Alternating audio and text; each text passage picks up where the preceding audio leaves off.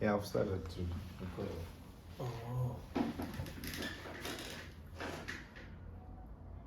Hello everyone, once again welcome to my YouTube channel. It's Reviving Destinies. Here we revive destinies. So today I'm here with some bit political topic, other than religious topic. You know, in the channel we touch everything which liberate people, touch facts which liberate people, either religious, belief wise, politically, economically, socially, all the manner of things. So now I'm going to speak about who have money in South Africa. That is the title of my message today.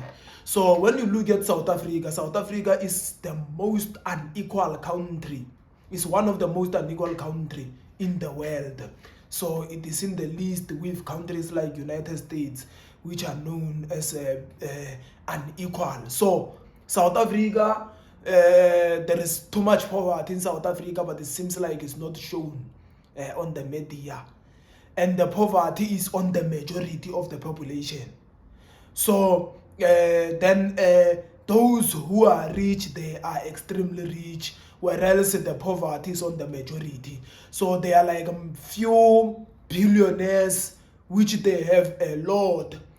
And also there is that population of middle class. Then also we have that population of the working class and even the unemployed population.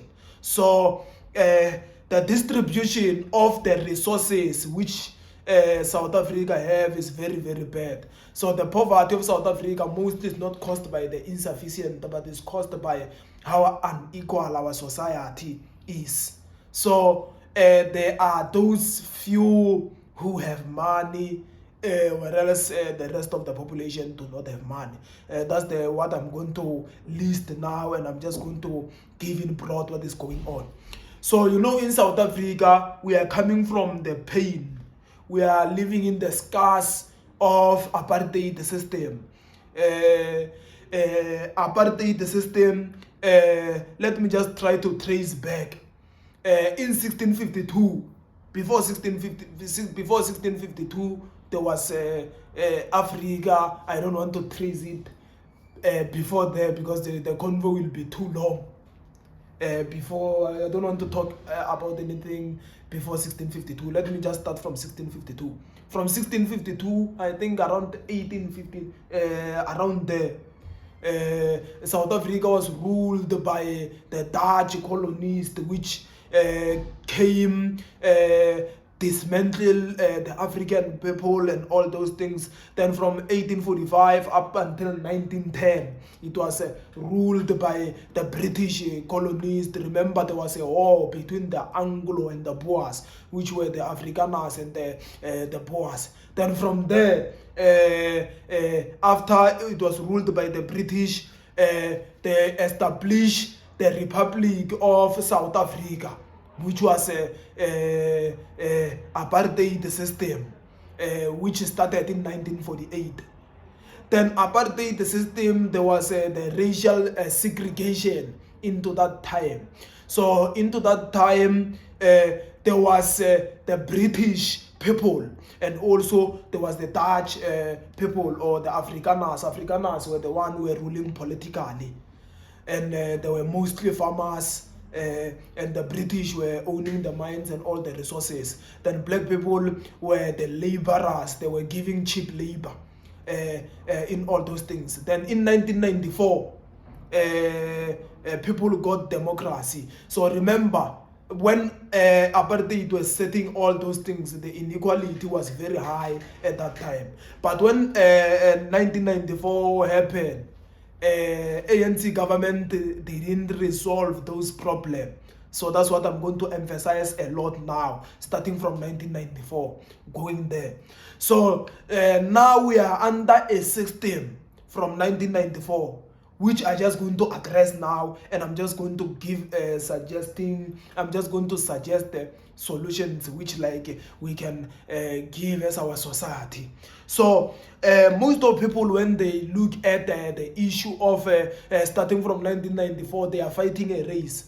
Don't fight a race, don't fight white people, don't fight Indians, don't fight coloreds, my fellow black people. Fight a system. We are under a system which oppress.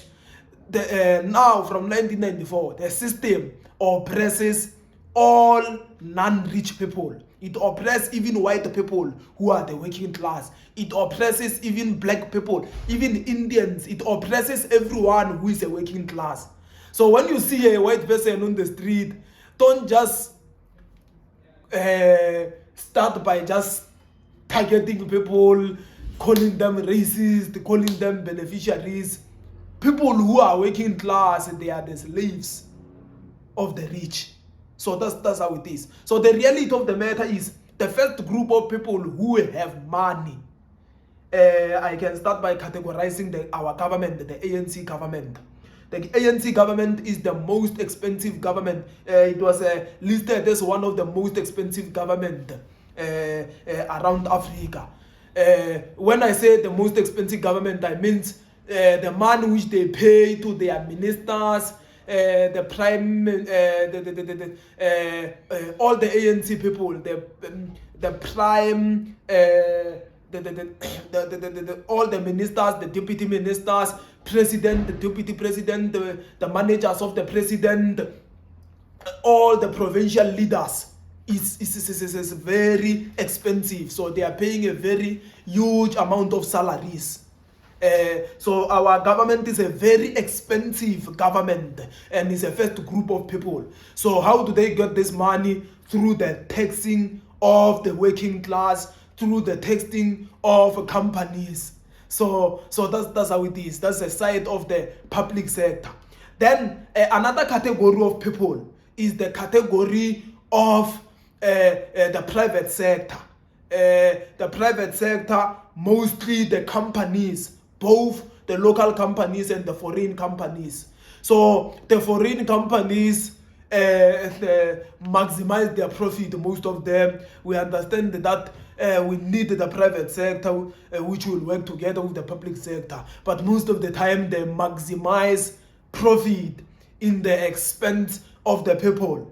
Yes, they drafted rules and everything, but the salaries which they do pay sometimes are less than the expected. That's why most of people who are working, they don't even afford houses and lots of things.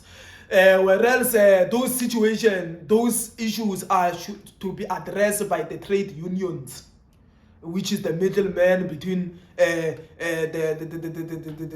employers and the employees. So the trade unions, but the trade unions are no longer doing the job. They are just focusing on bringing food on the table. Sometimes they negotiate with the employers to exploit the same people, which they have to represent. You know, into this world, whenever you are a crook, you will have money, you will become rich. Crooks make it into this world. So that's how it is actually. So we have that group of the public, of the private sector, working with the trade unions, which should represent the working class, but they are no longer representing the working class. So that is our problem. Trade unions, private sector, public sector, and our government sector. Put this into account. Not all private sectors, they exploit people, by the way. And also, even those whom we can label as exploiting people, we need them to employ people. It's just that we need strong trade unions also, which will represent the employers also. So, and also we need that labor force, and also we need the skills. So that's what we need. So that group of people, which I just try to paraphrase, are the one who are holding the money of our country, and mostly the private sector, which they do hold a lot amount of money, are the monopolists. So the monopolists are the one who really make it. How do they make it? They don't have competitors And as they don't have the competitors, they are price setters.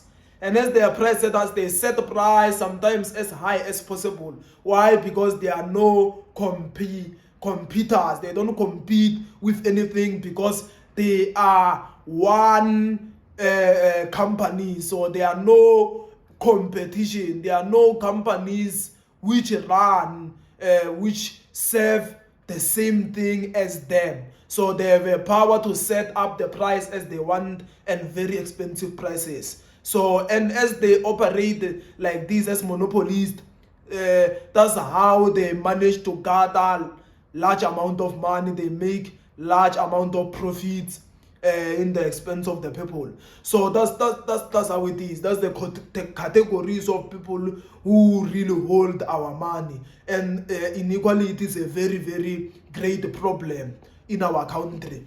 When you can go to our major cities, you see the structure of our cities. In Cape Town, you see the structure of Nyanga, Kaelisha, Guguletu. But whenever you go to Camps Bay, Bishop Court, is another world. They are in the same city, but different world when you look at them. When you go to Gauteng, you will see places like Sunnyside, places like Sandton, places like Centurion. But when you go to other hand, you'll go to places like Alexandra, Tembisa, Soshangube, Soweto, and many more. So that's the situation which you see in our country. So I think let me just cut the video there. I will make a part 2 of the video where I will try to suggest the possible solutions which I am thinking of. But now I just label the issues, the problems. Now in the part 2 of the video, I'm just going to address the possible solutions which we can address looking at that situation. So that's how it is. Let me just end it there. Thank you very much. If you have watched this video, please don't forget to like it, share it with other people. Let me see you on the next video. Shalom.